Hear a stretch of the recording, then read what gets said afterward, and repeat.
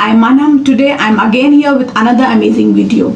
In this video I would be telling you about SEO for beginners or how to do SEO for your blog or website. ये मेरा blogging for beginner series का part 4 video है. अगर तुमने इसके पहले के 3 videos नहीं देखे हैं तो आई वुड सजेस्ट यू जाके पहले उन 3 वीडियोस को देखो. Let me tell you the secret of Google algorithm. No matter what कि तुमने आर्टिकल या तुम्हारा ब्लॉग पोस्ट कितना भी अच्छा लिखा हो, कितना भी इन डेप्थ इन्फॉर्मेशन हो, टोटली अमेजिंग हो, अगर तुम्हारे उस ब्लॉग पोस्ट का एसईओ नहीं करा है तो वो गूगल के सर्च रिजल्ट्स में कभी नहीं दिखेगा, वो गूगल में रैंक कभी नहीं करेगा. इसलिए अगर तुम एक ब्लॉगर हो या कंटेंट राइटर हो तो आई वुड सजेस्ट यू इस वीडियो को एंड तक देखो ताकि तुम एसईओ को सही से समझ के सीख पाओ और नेक्स्ट टाइम अपने ब्लॉग पोस्ट में ज़रूर से ज़रूर यूज़ करो. तो चलो शुरू करते हैं आज का वीडियो. बट वीडियो शुरू करने से पहले प्लीज़ मेरे चैनल को लाइक, शेयर और सब्सक्राइब ज़रूर कर देना ताकि मुझे भी थोड़ा अच्छा लगे. Now let's hit the video. क्योंकि ये SEO फॉर बिगनर्स ट्यूटोरियल है तो I would start by telling you what is SEO first. SEO वो टेक्निक है जिसको यूज करके तुम अपने ब्लॉग पोस्ट या अपने आर्टिकल को गूगल के सर्च रिजल्ट्स के पहले 10 पेजेस में ला सकते हो. SEO stands for search engine optimisation. Let me tell you in simple language. अगर सोचो तुमने कुछ सर्च करा, अब गूगल को कैसे पता चलेगा जो चीज़ तुमने सर्च की है वो चीज़ किस वेबसाइट के किस ब्लॉग पोस्ट में लिखी हुई है. सोचो, जो टेक्निक गूगल का सॉफ्टवेयर या गूगल का एल्गोरिथम यूज़ करता है तुम्हें तुम्हारी सर्च के अकॉर्डिंग रिजल्ट्स दिखाने के लिए, उस टेक्निक को हम SEO कहते हैं. तो you have to make sure कि तुम जो भी ब्लॉग पोस्ट या आर्टिकल लिखो वो SEO ऑप्टिमाइज्ड होना चाहिए ताकि जो गूगल है अगर वो सेम चीज़ कोई भी यूज़र सर्च करता है उसको फटाक से तुम्हारा ही आर्टिकल दिखाए. Let me tell you this with an example.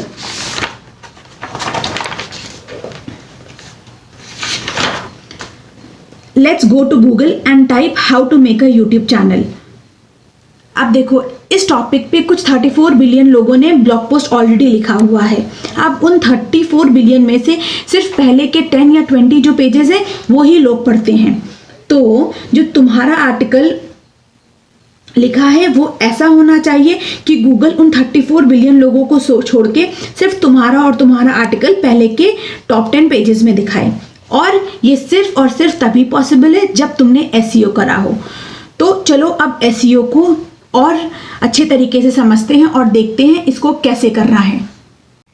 अब तुम्हें SEO करने से पहले ये पता होना चाहिए कि SEO करने के लिए हमें 2 चीज़ें करनी होती हैं. हमने अपने आर्टिकल में प्राइमरी कीवर्ड्स डालने होते हैं और सेकेंडरी कीवर्ड्स डालने होते हैं. जो प्राइमरी कीवर्ड्स होते हैं ये होते हैं लॉन्ग टेल कीवर्ड्स और जो सेकेंडरी कीवर्ड्स होते हैं ये होते हैं शॉर्ट टेल कीवर्ड्स. अब ये कीवर्ड्स हर एक आर्टिकल स्पेसिफिक होते हैं, हर एक आर्टिकल के लिए दूसरे तरीके के होते हैं. सो इन शॉर्ट सिंपल लैंग्वेज में अगर तुम्हें अपने किसी भी आर्टिकल का SEO करना है तो तुम्हें उसमें प्राइमरी और सेकेंडरी कीवर्ड्स डालने हैं. In short SEO is done by adding primary and secondary keywords to your article or your blog post. Now let's understand this primary keyword and secondary keyword in detail one by one. Now let's start with primary keyword. Primary keywords are the title of your article. जो तुम्हारा 3 से 5 word का title होता है वो ही तुम्हारा primary keyword होता है. फॉर सपोज तुम्हारा आर्टिकल है होम रेमेडीज फॉर एक्ने. अब ये जो home remedies for acne phrase है ये फ्रेज तुम्हारा टाइटल भी होगा और तुम्हारा प्राइमरी कीवर्ड भी होगा. तो तुम्हारा टाइटल ऐसा होना चाहिए कि जो लोग सर्च कर रहे हों. होम रेमेडीज फॉर एक्ने एक पॉपुलर सर्च है तो यही तुम्हारा कीवर्ड बनना चाहिए. अब बात आती है कि तुम इस प्राइमरी कीवर्ड को कितने बार यूज़ करोगे और कहाँ पे यूज़ करोगे और कैसे यूज़ करोगे. Then let me tell you, तुम्हें अपने आर्टिकल में प्राइमरी कीवर्ड को 6 to 7 टाइम यूज़ करना होता है but it again depends on your article length. In short तुम्हारा जो प्राइमरी कीवर्ड होना चाहिए उसकी डेंसिटी 0.5 से 0.75% ऑफ आर्टिकल लेंथ होना चाहिए. फॉर एग्जाम्पल अगर तुम्हारा आर्टिकल 3000 वर्ड्स का है तो तुम्हें जो प्राइमरी कीवर्ड है वो कम से कम 7 to 10 टाइम्स यूज़ करना है. अब अगर तुम प्राइमरी कीवर्ड यूज़ करोगे कई बार अपने आर्टिकल में तभी गूगल को पता चलेगा कि तुम्हारा आर्टिकल किस चीज़ पे है. अब जो चीज़ तुम्हें ध्यान रखनी है वो ये है कि तुम्हें देखना है कि तुम प्राइमरी कीवर्ड का ना ही ओवर यूज़ करो और ना ही अंडर यूज़ करो। ओवर यूज़ करोगे तो गूगल उसको स्पैम मानेगा, अगर अंडर यूज़ करोगे तो गूगल को पता नहीं चलेगा कि तुम्हारा आर्टिकल किस चीज़ पे है। नेक्स्ट चीज़ का जो तुम्हें ध्यान रखना है वो ये कि तुम्हें अपना प्राइमरी कीवर्ड कहाँ कहाँ पे यूज़ करना है। फर्स्ट जगह जहाँ पे तुम्हें अपना प्राइमरी कीवर्ड यूज़ करना है वो होता है तुम्हारा टाइटल। सेकेंड, तुम्हें अपने इंट्रो की फर्स्ट 3 लाइन्स में अपना प्राइमरी कीवर्ड या अपना टाइटल ज़रूर से ज़रूर यूज़ कर देना है। थर्ड, तुम्हें अपना प्राइमरी कीवर्ड अपने आर्टिकल की सब हेडिंग्स में यूज़ करना है। सपोज तुम्हारा आर्टिकल था होम रेमेडीज़ फॉर एक्ने, अब इसको तुम सब हेडिंग्स में कैसे यूज़ कर सकते हो, एक एग्जाम्पल देती हूँ। Benefits of home remedies for acne, 10 simple home remedies for acne, और एक बार कंक्लूजन में यूज़ कर दो। और इसके अलावा अगर थोड़ा बहुत ऊपर नीचे हो रहा हो तो बॉडी में उसको 1-2 बार और यूज़ कर लो। और मेक श्योर तुम्हारी जो सब हेडिंग्स है उसकी 50 to 70% सब हेडिंग्स में तुम्हारा प्राइमरी कीवर्ड ज़रूर से ज़रूर हो।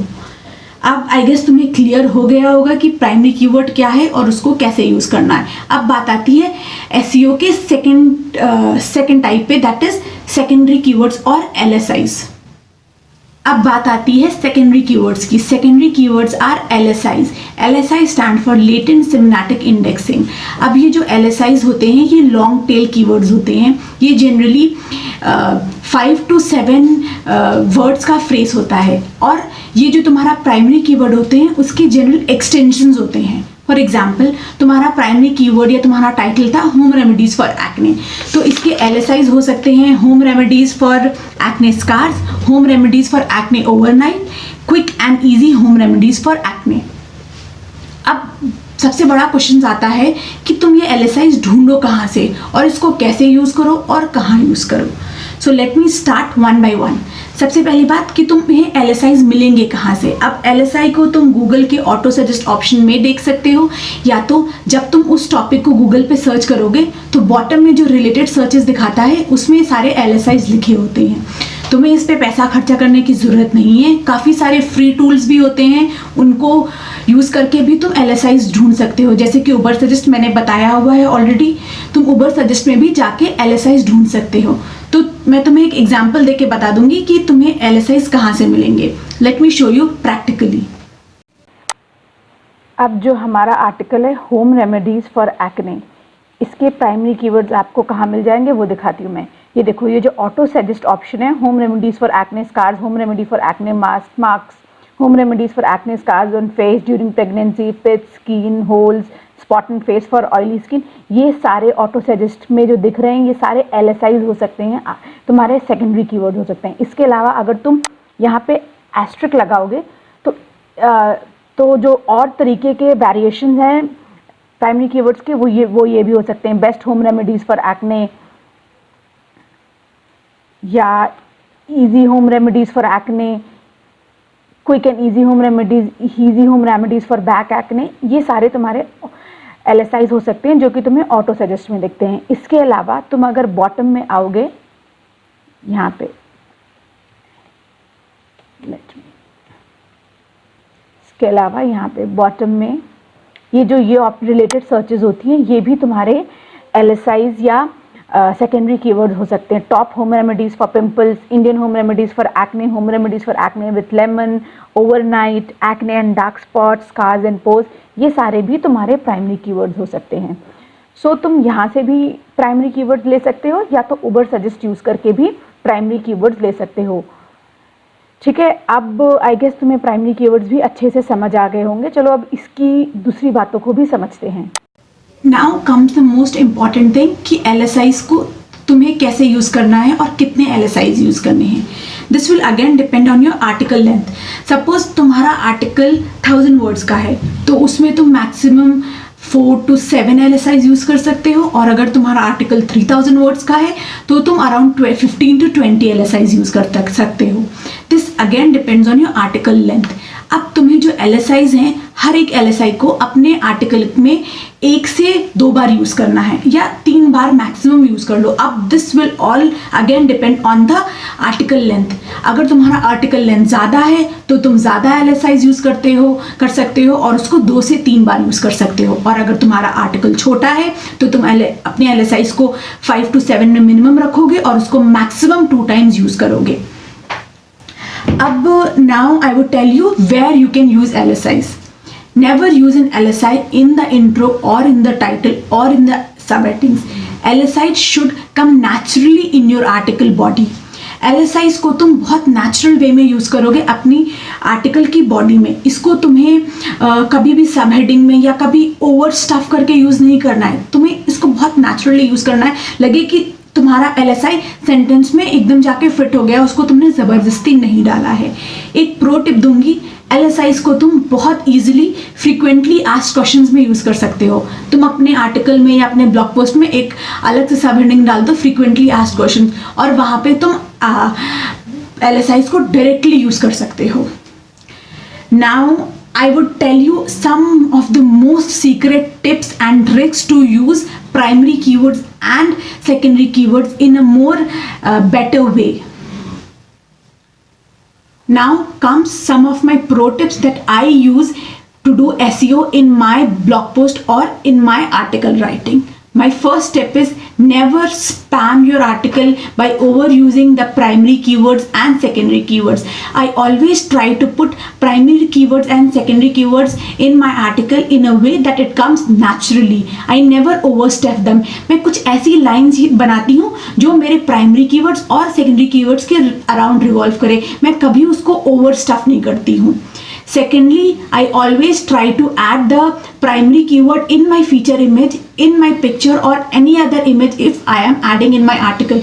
मैं जो image या feature image होती है उसमें अपना primary keyword as it is use कर सकती हूँ। Third tip is always use the primary keyword in your URL. जो भी तुम्हारा article या blog post है उसका URL में तुम अपना जो primary keyword है उसको as it is ज़रूर से ज़रूर डालना।